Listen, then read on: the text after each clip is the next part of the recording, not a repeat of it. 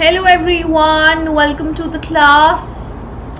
I hope I'm audible and visible. Guys, let me just check if my stream is live and if the audio is clear. Okay.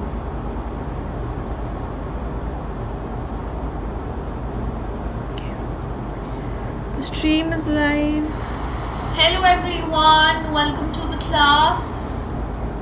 The audio is also absolutely clear, so very good. All right, so a very warm welcome to the session everyone. I hope everyone is doing really well today.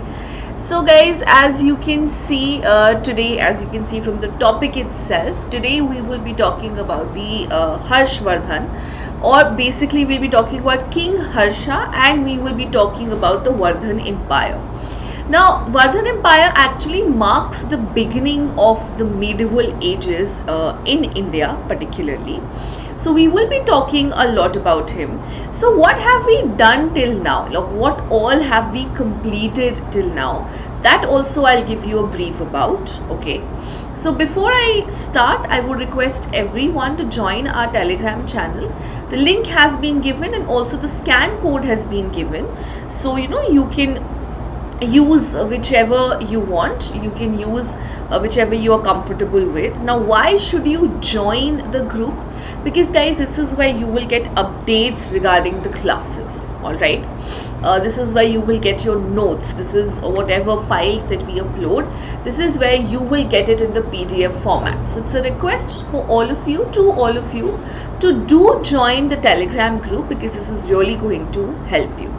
So without further ado, let's start with our lesson, and let's start. I'll just also give you a brief recap of whatever we have done or whatever we have finished.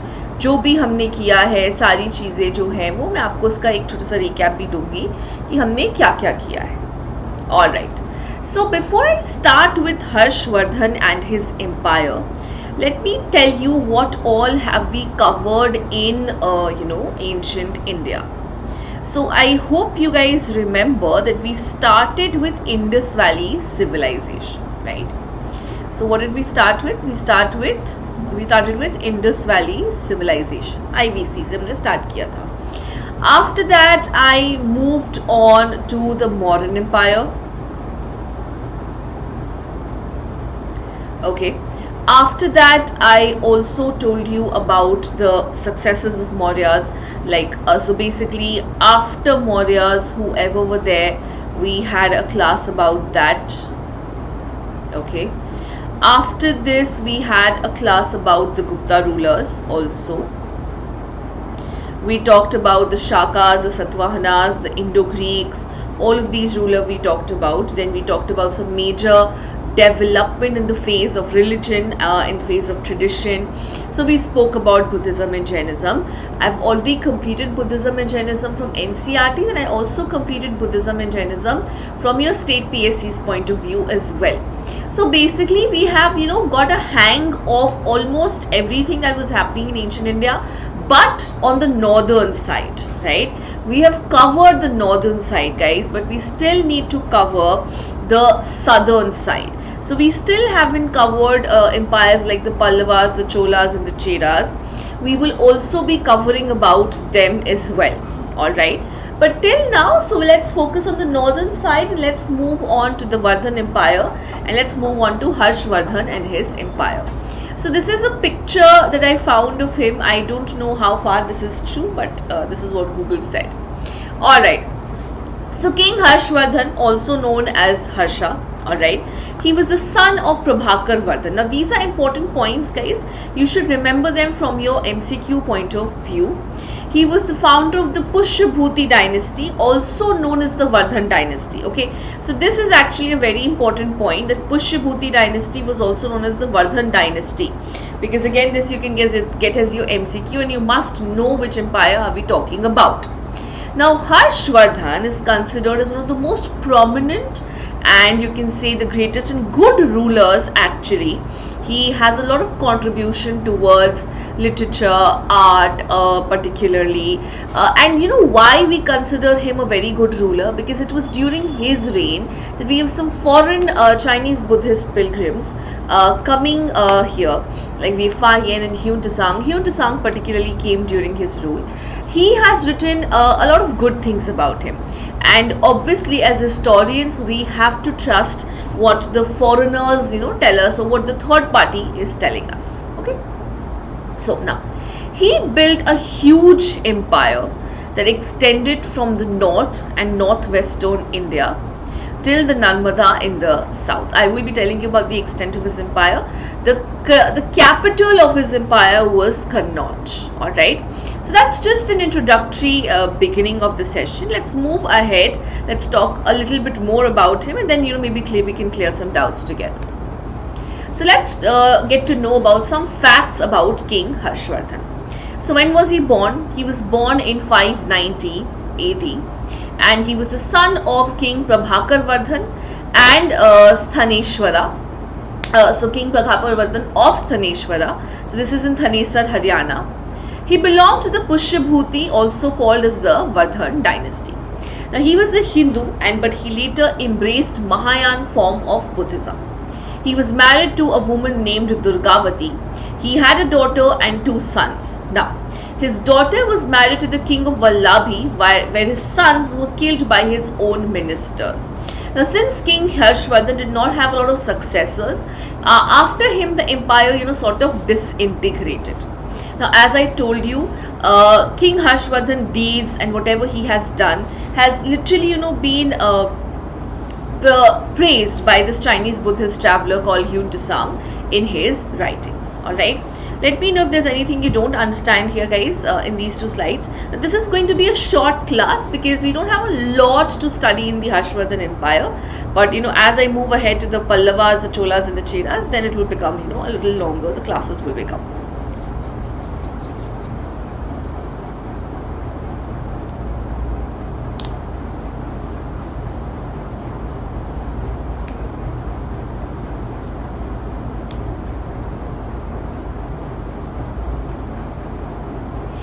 The live chat is open, guys. Let me know if you have any doubts here.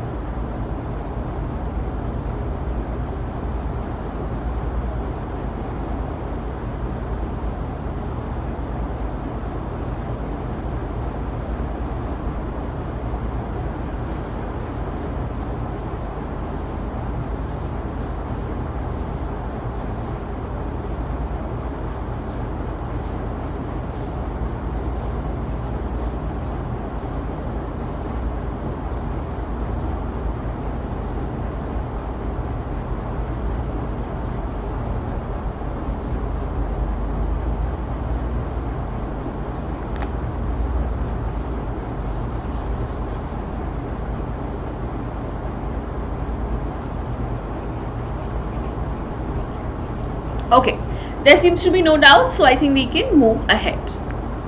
Alright, let's talk about Harsha's accession as to how did he ascend the throne.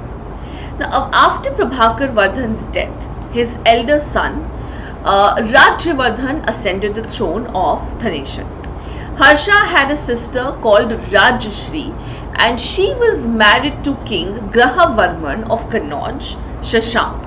Alright, so he was married to whom? She was married to whom? She was married to King Grahavarman of Kannauj. Shashank, the Gauda king, killed Grahavarman and kept Rajshri as a prisoner. So there's a little family feud which is going on. So Prabhakarvardhan was succeeded by his elder son Rajyavardhan, and Harsha had a sister called Rajshri. She was married to the Grahavarman of Kannauj, the Grahavarman king of Kannauj, and Shashank, who was the god king, he basically killed Grahavarman and kept Rajshri as a prisoner. Now this prompted Rajyavardhan, who had ascended the throne, to fight against Shashank. But what happened? Shashank killed Rajyavardhan. So as a result, we have Harshvardhan, who was then just 16 years old. He ascended to the throne of Thanesar in 606 AD. He also vowed to avenge his brother's murder, and also he had to rescue his sister. For this, he forged an alliance with Bhaskar Varman, the Kamrupa king. Harsh and Bhaskar Varman marched against Shashank.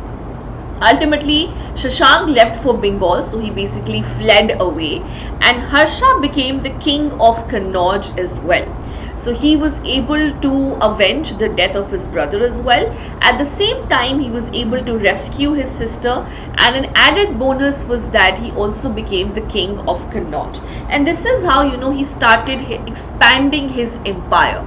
So first of all, it started with him becoming king of Kannauj.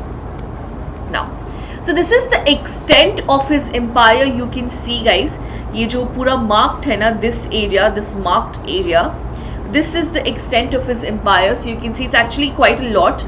It's actually quite huge. If you see, he's covering parts of Bengal and Bihar, Madhya Pradesh, Gujarat. All of these areas are being covered. All right.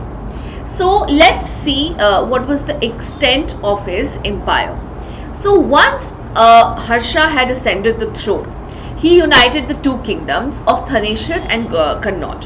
So Thaneshwar was his native kingdom, which he had gotten from his father, and then he also basically added Kannauj to his kingdom. So he united these two kingdoms. Kannauj was what he had won when he defeated Shashank.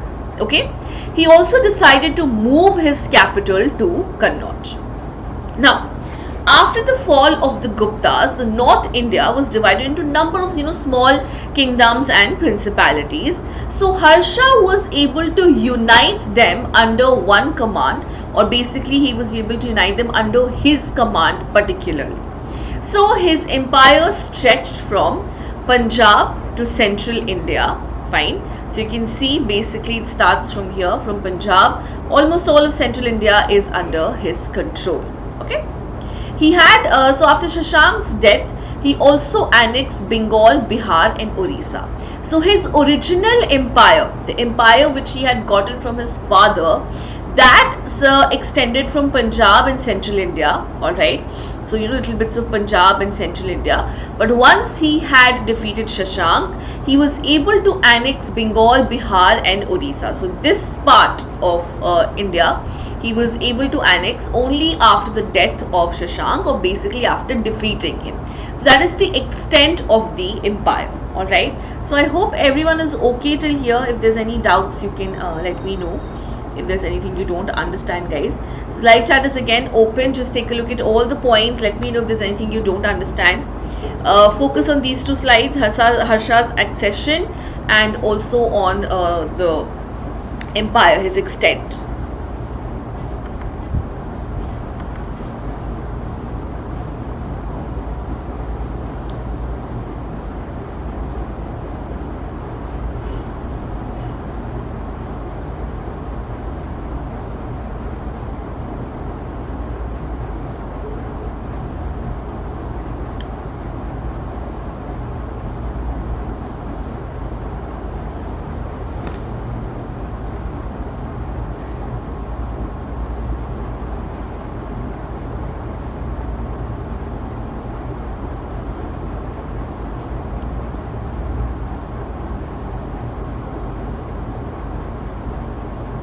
Just take a look at both the points and please let me know if this, take a look at both the slides and let me know if there's anything you don't understand.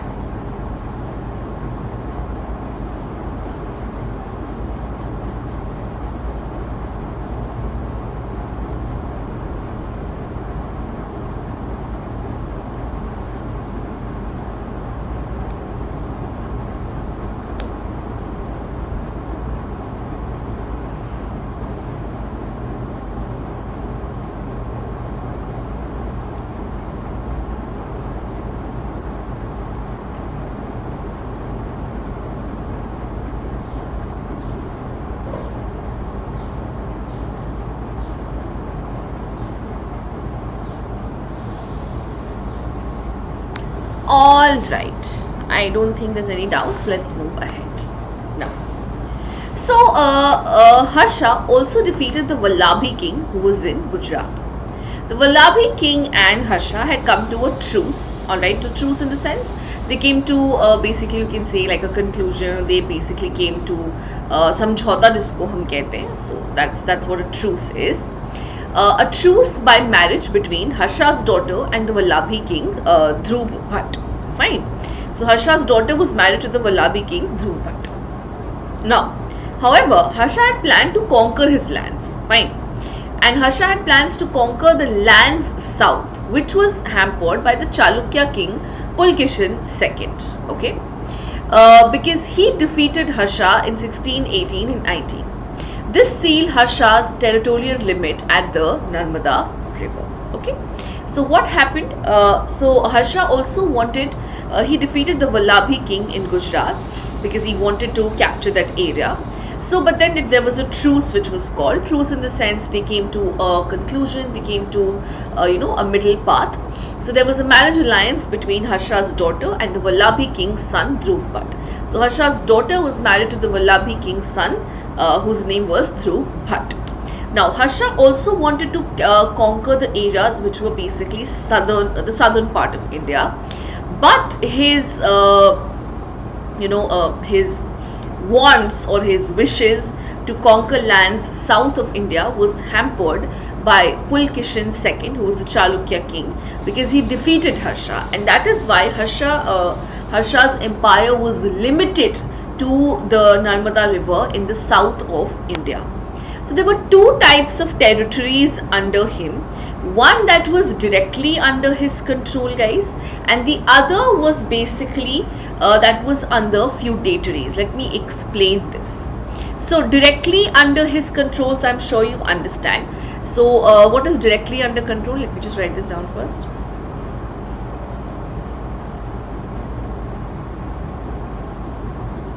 So what do you mean by directly under control?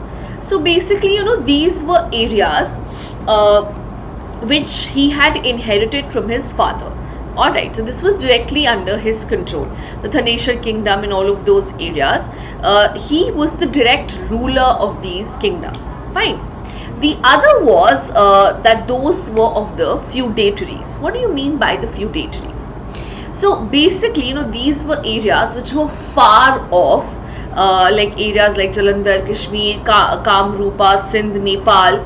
All of these areas were far off, and it was very difficult for Harsh to govern them from his site or his capital at Kannauj. So what did he do? Basically, he would employ something called Samant. Okay. Now, what do you mean by Samants? Samants are basically, guys, chief ministers, or you can say that they are feudal lord कह सकते हो आप इनको. So who is a Samant? Samant is a chief minister. Fine.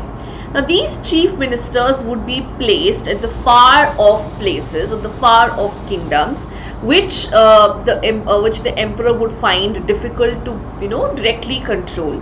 So these chief ministers would be responsible for a lot of things. They will be responsible for the administration of that particular area. They will be responsible for revenue collection. Okay. They will also be responsible for maintaining an army so that they could control these areas. Fine. Now, Samant or feudatories would work only as long as the king is strong. Once the king loses his hold over these people, there's a very good chance that these people can declare themselves independent, or they can move away from the rule of the ruler. You know why? Because they actually have everything. They have army, they have money, they are directly under the contact of the people. They are directly contacting the people who are living at that particular place.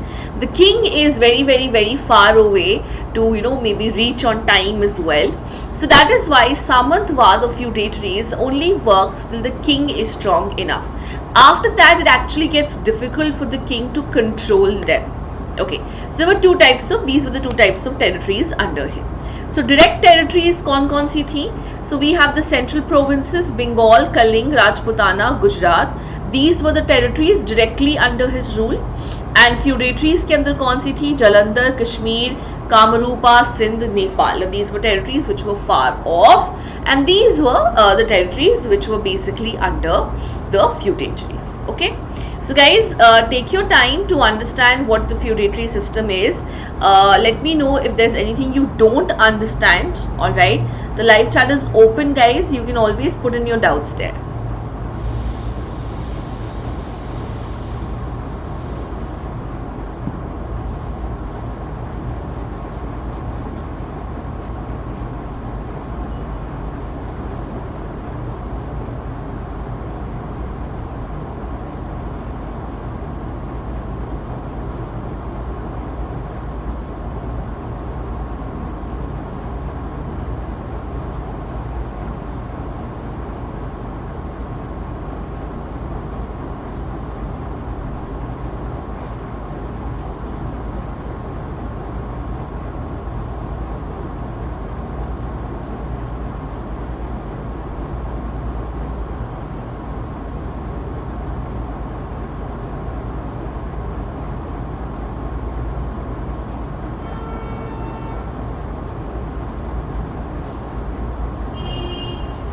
Take your time, let me know if there's anything you don't understand.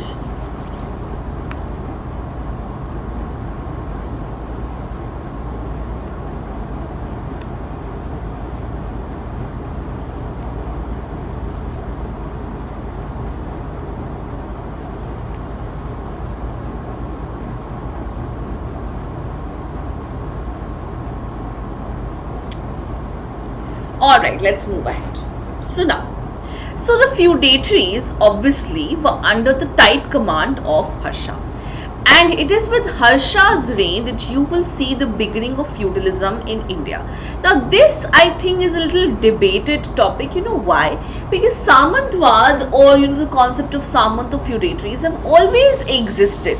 It existed even during Ashoka's time period, because Ashoka also had a huge empire. So I really don't know why they say this marks the beginning of feudalism in India. But if the question comes, please do answer accordingly. Now, Huan Desang was one Chinese Buddhist pilgrim who had visited during Harsha's reign. Now, he has given a very favorable account of his empire. He has been praised for his generosity and justice. And Harsha was also a great patron of arts. We all know about Harsha Charita, which was written by Ban Bhat, and Ban Bhat was patronized by Harshvardhan. So he himself was an accomplished writer. He's credited with Sanskrit works like Ratnavali, Priyadarshika and Nagananda. Please remember these points, guys. ये बहुत important है. What all Harsha has composed. So Harshvardhan himself have composed some Sanskrit works like Ratnavali, Priyadarshika and Nagananda. So we have to remember these names. Ban Bhat was the court poet. He was the one who composed Harsha Charita, which tells us about the life and the deeds of King Harsha, whatever he had done. Now, he also generously supported the Nalanda University. The tax structure during his rule was also very good. 1/4 of all the taxes which was collected was used for charity and all sorts of cultural purposes. So it was used to patronize art, literature, all sorts of development. Okay, and he also had a very competent military to able him in administration. We will be talking about this in a little detail in the next slides as well. Okay, so this is a lot of, I know this is a lot of facts about Harshvardhan Vijay, but you have to know these facts. All right, so remember now here, or I'll just mark the very important points for you here. So here Harsh was a great patron of art and literature. This is a very important point. Buddha Charita was, Ban Bhat was a court poet. He composed Harsha Charita. This is an important point. 1/4 of all the taxes was used for charity. These are some important points which you must remember from your MCQ point of view, because you can get these questions. Okay, let me know if there's any doubt or if there's anything that you have not understood.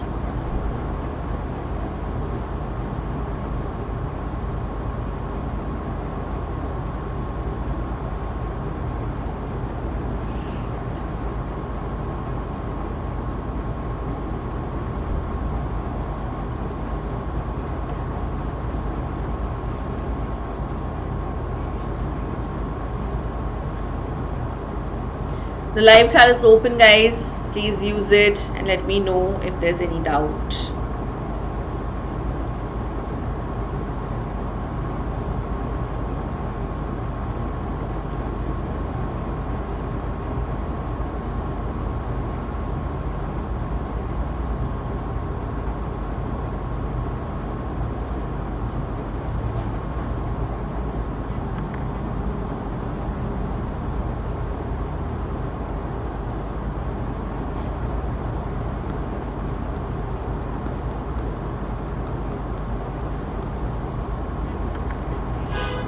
Alright, let's move ahead then.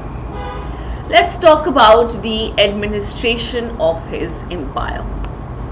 Now, it is said that Harshvardhan's empire reminded many of the great Gupta rulers because their administration was more or less similar. Now, what were the great aspects of his administration? First of all, there was no concept of slavery, okay? The people were free to lead their lives the way they wanted. His empire took great care of the poor people by providing them with all the amenities that was needed. They also built rest houses for them so that these people who were homeless, who did not have a lot of money with them, they could go and at least take some rest there. All right. Now, in taxes also, in many texts, Harshvardhan has been described as a noble emperor and who made sure that his subjects were happy. Now, what is one very great thing about him is he did not impose heavy taxes on his people and the economy was somewhat self-sufficient. Alright. So, Indian economy has always been very self-sufficient, guys. We have been growing all sorts of things.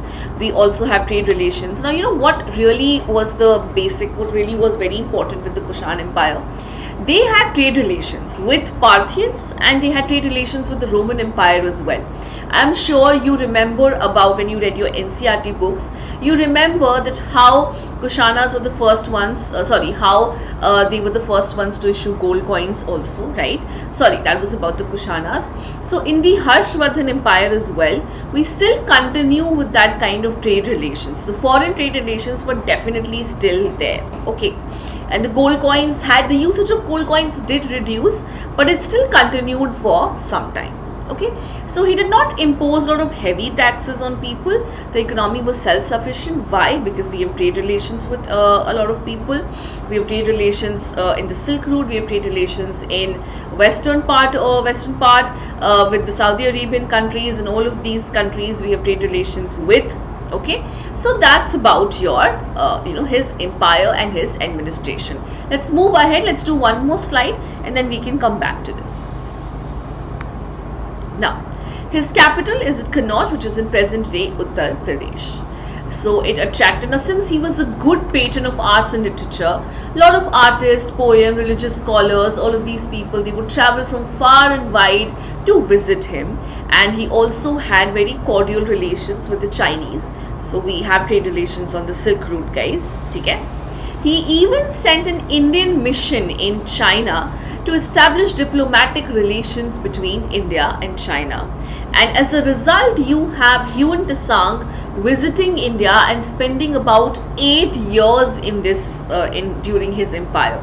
He also studied in the Nalanda University and later on became a professor in the Nalanda University. Okay? So as far as his army is concerned, he had a very strong army. So historical records suggest that he had an army of 100,000 strong cavalry. Okay, this is just the cavalry, the horses. 50,000 infantry, which is your Paidal Sipahi. 60,000 elephants during the peak of his reign. So this army is actually quite strong, guys. ये मतलब देखा जाए तो ये बहुत ही strong army है, which would not only have helped him reign in the empire, but it would have also helped him in controlling others. Now, so there was a lot of productivity. There was during Harsha's reign, there was paucity of coins. All right. So this fact suggests that the economy was feudal in nature. What do you mean by the economy being feudal in nature? So remember, I just explained to you the concept of Samant. The Samants were responsible for collecting the revenue. They were responsible for maintaining the army. They were also responsible for conducting trade and everything. So feudal in the sense, the trade was divided. It was not centralized. It was not being controlled by the king. It was being controlled by a lot of different individuals or different feudal lords or different samants who were responsible for the far off areas. Okay, so that is what they mean here when they say that the trade was feudal in nature. That means it was not centralized. It was divided into different parts. Okay, so just take a look at both these slides and let me know if you have any doubts. The live chat is open guys. मैं खुद भी देख रही हूँ live chat पे, तो आप मुझे बताइएगा अगर आपको उसमें कोई डाउट होता है, कुछ नहीं समझ में आ रहा है तो.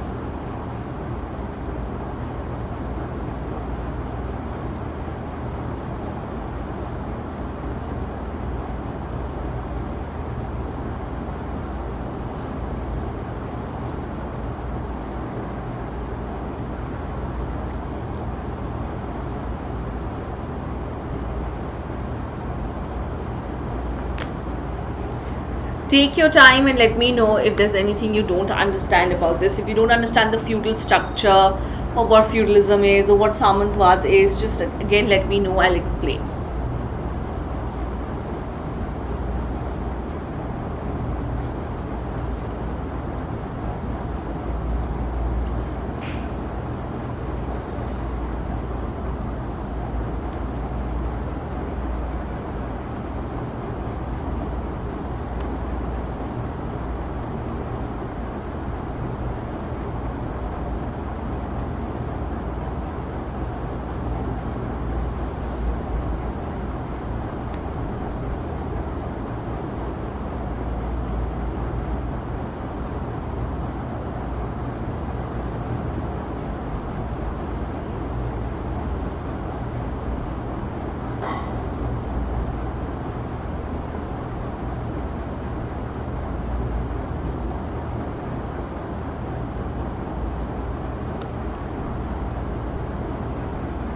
All right, let's move ahead. Let's talk about art and education.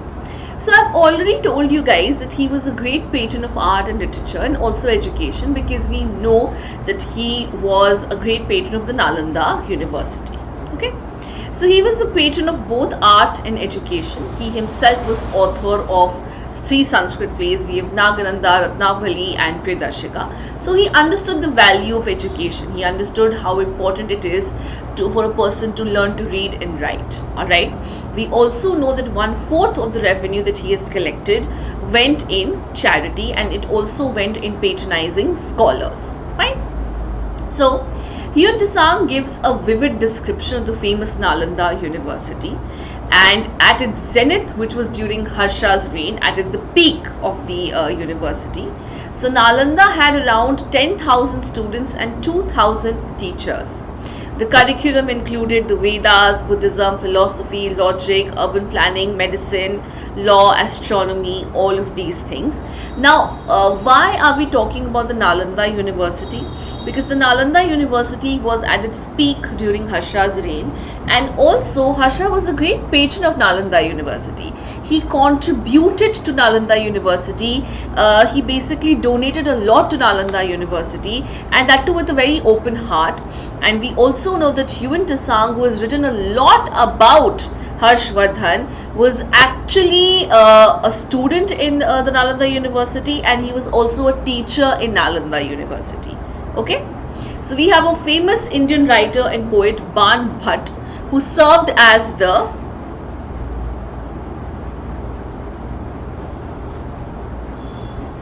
sorry guys, I hope I'm live and audible and everything. Yes. So we have a famous Indian writer and poet named Ban Bhatt, who served as the Ashtan Kavi, which is the primary poet of the kingdom in the court of Harshvardhan, and he is also the writer of Harsha Charita. So you can see that how Harshvardhan was a great patron of art and education. He understood the value of it, right? He understood that how important it is to be able to read and write. He himself was a great writer. He had written some very important Sanskrit plays like Nagananda, Ratnavali, Priyadashika. He patronized his court poet Ban Bhatt. He also patronized Yun Tsang. He patronized Nalanda University. So art and education seems to be very important for Harsha. Alright, let's take a look at the last aspect of his empire. Let's talk about society and religion. Okay, so now you guys know that his time period falls during the later Vedic age, and we have also seen the development of Puranas by this time, right? So from the Vedas we have shifted to Puranas, but a lot of things that that was being followed in the later Vedic age, like the one system, the caste system, the jati, all of these things are still being followed even with the coming in of the Puranas. Okay? So the caste system was prevalent among the Hindus, and they were divided into four: Brahman, Vaishya, Kshatriya and Shudra. They had their own subcaste, like they had their own jatis. This concept you are already familiar with. I'm sure you have done your chapter from NCERT called Kinship, Caste and Class. You know how jatis were formed. Okay. The most important thing to understand here is that the status of women had also declined compared to the liberal era of earlier times. We have the coming in of Sati Pratha. Sati Pratha had become common. I hope you understand what Sati Pratha is. When a woman burns herself on her husband's funeral pyre. Widow remarriage was not allowed, particularly in the higher caste. Okay. Harsha was actually a worshipper of Shiva initially, but then he later became a Mahayana Buddhist, but he was very tolerant towards other faith as well. So, he wanted to popularize the doctrines of Mahayana Buddhism. So, he arranged a Kanya Kubja, a great assembly which was presided over by Yun Tsang. So what did he do? He arranged this great assembly called Kanya Kubja. Please remember this. Arranged a great assembly at Kanya Kubja. Remember where he did his assembly. This is a very important point. And also this is a very important point, that earlier he was a worshipper of Shiva, but later on started following Mahayana Buddhism. And who was presiding over this meeting? It was presided over by Yun Tsang. So after every 5 years, religious ceremonies were celebrated in the ancient city of Allahabad or Prayagraj. Okay, here he held the ceremony of Dan or giving, which lasted 3 months. During this, most of the wealth accumulated in the last 5 years was exhausted. Now this was, I think, a major setback, you would say.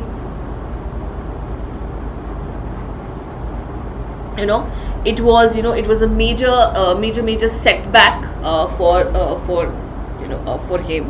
Why? Because he was celebrating. So every 5 years, all the religious ceremonies would be celebrated in the ancient city of Allahabad or Prayagraj. Okay. Now here, what he did, he held a ceremony called Dan. Dan means basically giving away your wealth. Whatever wealth he had accumulated, he started giving away that wealth to the people. Okay. So what happened because of that? So when he started giving away, his wealth to the people, this Dan lasted 3 months. So he continued giving. He continued for almost 3 months. Now it was at this Dan that whatever wealth he had accumulated was sort of exhausted. Okay, whatever wealth he had accumulated was exhausted, and this also marks the beginning of the decline of the empire, because you can't control an empire unless and until you have money, isn't it? So that's actually what happened here. Fine. So during this time, most of the wealth he had accumulated in the last 5 years was exhausted. All right. And lastly, we can know about the decline. So decline is a lot. There's not a lot to know in decline. So when Harsh died, there was he did not have a lot of successors. In fact, he had no successors. Both his sons have been killed. His daughter has been married. So after him the empire disintegrated into some smaller principalities. All right, so that was about the Harshvardhan empire. So we've done 2 slides, guys, so please let me know if you have any doubts here.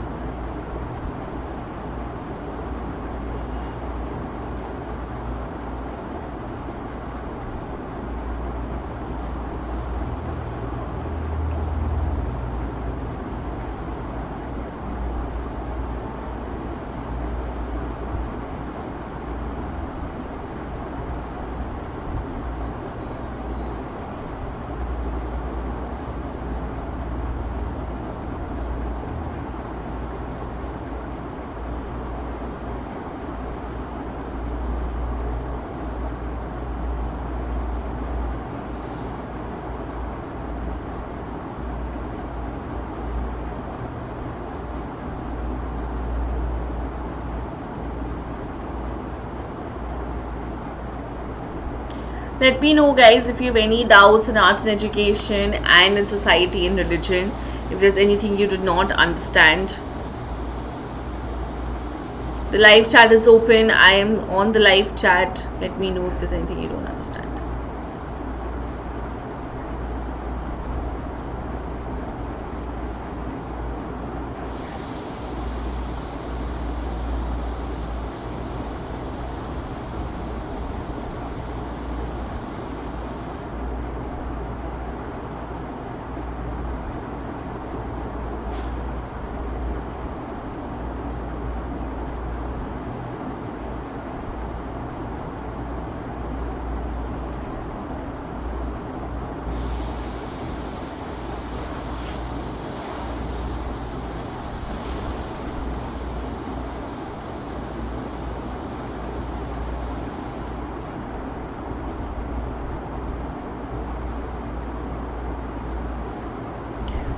Alright, so there seems to be no doubt. Okay, so with this, I think I'm going to end the session here, guys.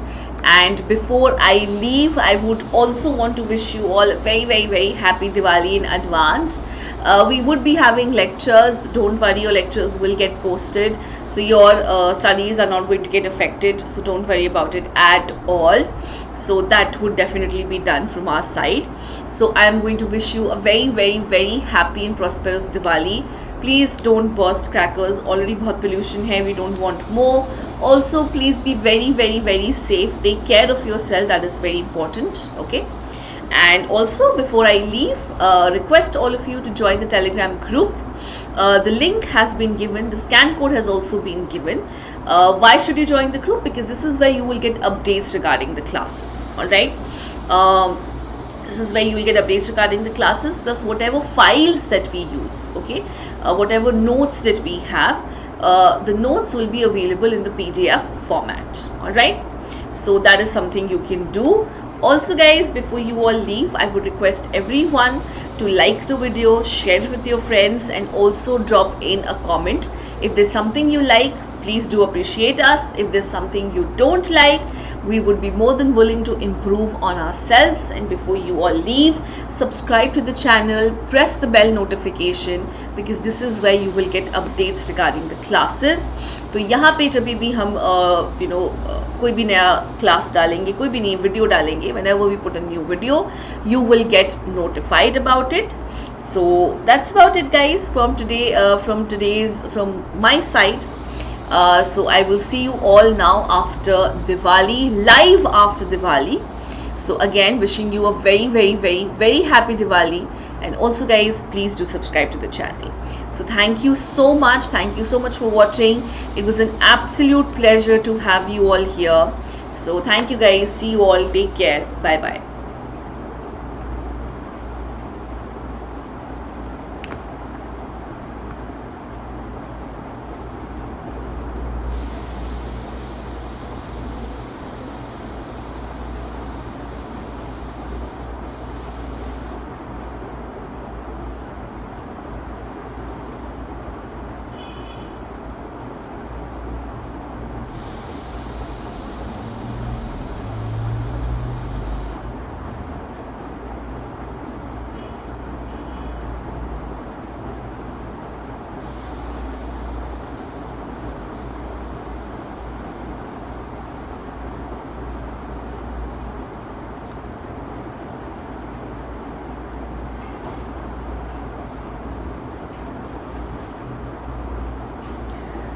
Lastly, I'm again checking the live chat, guys, to see if you have any doubts. If there's anything you've still not understood, I can take it up.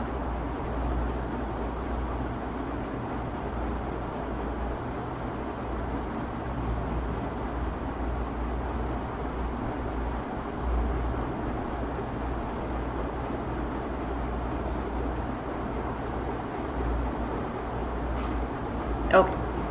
Alright, guys, thank you so much. See you all. Bye bye. Take care.